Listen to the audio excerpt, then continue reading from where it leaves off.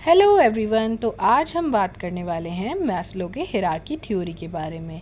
इनकी थ्योरी क्या कहती है, किस बारे में है, उससे पहले हम मोटिवेशन जो ये टॉपिक से रिलेटेड थ्योरी है उसके बारे में भी बात करेंगे और कौन से क्वेश्चंस इसमें हमारे एग्जाम में पूछे जाते हैं उसके बारे में डिस्कस करेंगे। तो चलो शुरू करते हैं आज की थ्योरी। तो सबसे पहले हम बात कर लेते हैं मोटिवेशन के बारे में। आखिर मोटिवेशन होता क्या है? तो मोटिवेशन हमारे लिए एक फोर्स का काम करता है, एक हमें एनर्जाइज का काम करता है कि हम अपने गोल के बारे में सोच सकें या हम उसे कैसे अचीव कर सकें। तो जैसे आप ये वीडियो क्यों देख रहे हो? क्योंकि आपको एग्ज़ाम क्लियर करना है। तो आपके लिए ये वीडियो देखने का मोटिवेशन क्या है कि आपको एग्ज़ाम क्लियर करना है। तो यही होता है मोटिवेशन।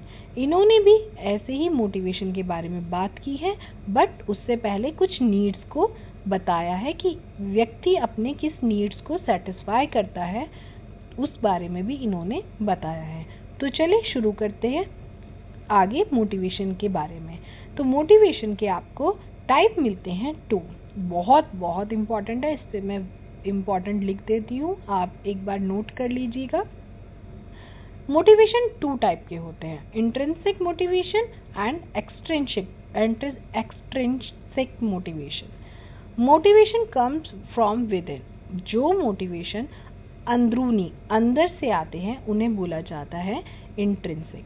जैसे आपको खुद ब खुद एग्ज़ाम क्लियर करने का एक मोटिवेशन है जो अंदर से है कि आप चाहते हैं एग्ज़ाम क्लियर हो, आपकी नौकरी लगे, आप एक अच्छे सोसाइटी में रह पाएँ, अपने लिए अपनी फैमिली के लिए कुछ कर पाएँ। तो ये आपका अंदरूनी मोटिवेशन है। किसी को आपको रोज़ याद दिलाने की ज़रूरत नहीं है कि आप नौकरी करेंगे तो उससे आपका क्या बेहतरी होगी, नहीं, आपको खुद पता है। तो ये आपका इंट्रिंसिक मोटिवेशन है।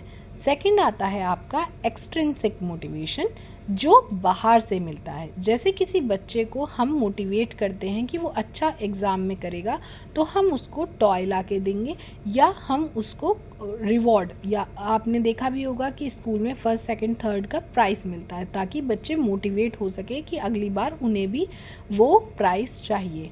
तो इसमें एक बात हो जाती है कि जो एक्सट्रिंसिक मोटिवेशन है वो नेगेटिव में भी चला जाता है, या नेगेटिव भी कह सकते हैं, क्योंकि जब तक बाहरी कोई व्यक्ति मोटिवेट नहीं करता, चाहे पनिशमेंट से चाहे रिवॉर्ड से, तो मोटिवेशन नहीं आती। तो ये हो गया हमारे मोटिवेशन टॉपिक कंप्लीट। अब आते हैं हम मैस्लो की थ्योरी, हायरार्की थ्योरी पर कि इन्होंने क्या थ्योरी बताई थी।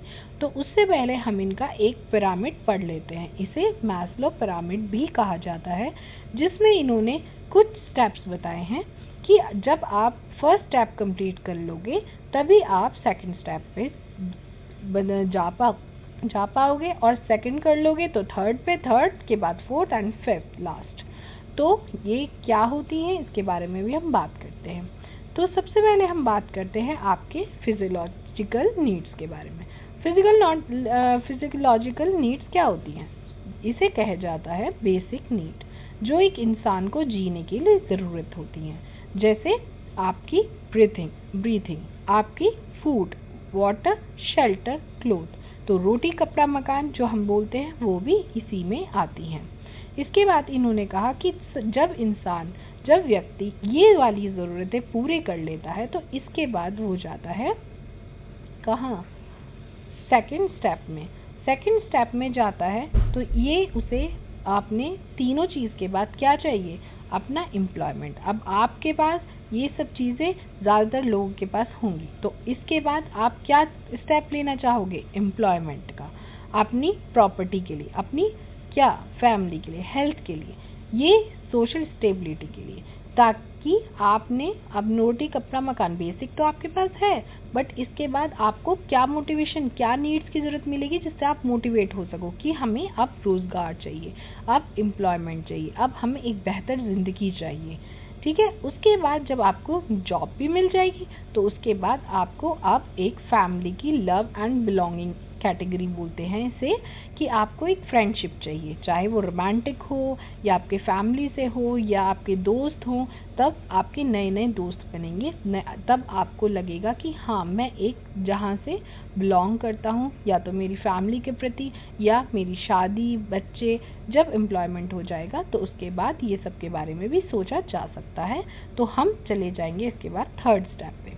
और उसके बाद बात आती है, जब आपके पास ये तीनों नीड फुलफिल हो जाएंगी तो आप नेक्स्ट स्टेप बढ़ते हो सेल्फ स्टीम के लिए, जिसमें आपका कॉन्फिडेंस। अब हमें सब चीज़ मिल चुकी है, तो अब हमें चाहिए एक अचीवमेंट, एक रेस्पेक्ट फ्रॉम अदर्स, हमें सोसाइटी एक्सेप्ट करे, हमें सोसाइटी इज्जत दे। और इन सब चीज़ों को मिलने के बाद आपका लास्ट स्टेप आ जाता है, जिसे बहुत कम लोग पहुंच पाते हैं, उसे कहते हैं सेल्फ एक्चुअलाइजेशन। इसमें क्या होता है, इसमें इंसान वो करने की सोचता है जो वो हद से हद तक कर सकता है। मतलब जो, जैसे कि ऐसा कुछ क्रिएट करना, लाइक बिजनेस या अपना कोई प्रोडक्ट बनाना।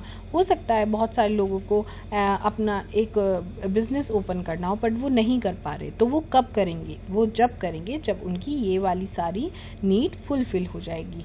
ठीक है, तो अपने इनर का पोटेंशियल जितना भी हो सके उसको फुलफिल करने के लिए जब हम ये वाली स्टेज पे पहुंच जाते हैं तो उसे बोलते हैं सेल्फ एक्चुअलाइजेशन। ठीक है, तो इसे एक्सप्लेन करने के लिए मैंने यहाँ पे आपका पॉइंट भी लिख दिया है कि हमारी सबसे पहले कौन सी नीड आती है, फिजियोलॉजिकल नीड। इससे डायरेक्ट क्वेश्चंस भी आते हैं, कभी घुमा फिरा के भी क्वेश्चंस पूछे जा सकते हैं। तो सबसे पहले आती है फिजियोलॉजिकल नीड, जिसमें आपके फूड, वाटर, शेल्टर आते हैं, क्लोथिंग वगैरह, बेसिक मतलब। ठीक है, उसके बाद आपका आता है सेफ्टी नीड्स। सेफ्टी नीड्स में आपकी personal safety, financial security and health आ जाती है। फिर थर्ड है आपका लव एंड बिलोंगिंग, जिसमें फ्रेंडशिप एंड फैमिली आती है। फोर्थ है आपका एस्टीम, जिसमें रेस्पेक्ट एंड अचीवमेंट्स आती हैं। एंड लास्ट आपका सेल्फ एक्चुअलाइजेशन, जिसमें आपकी खुद की पर्सनल ग्रोथ या पोटेंशियल के बारे में बात करती हैं। आई होप आपको ये वीडियो पसंद आया होगा, समझ आया होगा। कोई डाउट हो तो कमेंट सेक्शन में आप बता सकते हैं, और समझ आया हो, वीडियो अच्छा लगा हो तो like, share and subscribe to my channel. Thank you so much, मिलते हैं नेक्स्ट वीडियो में।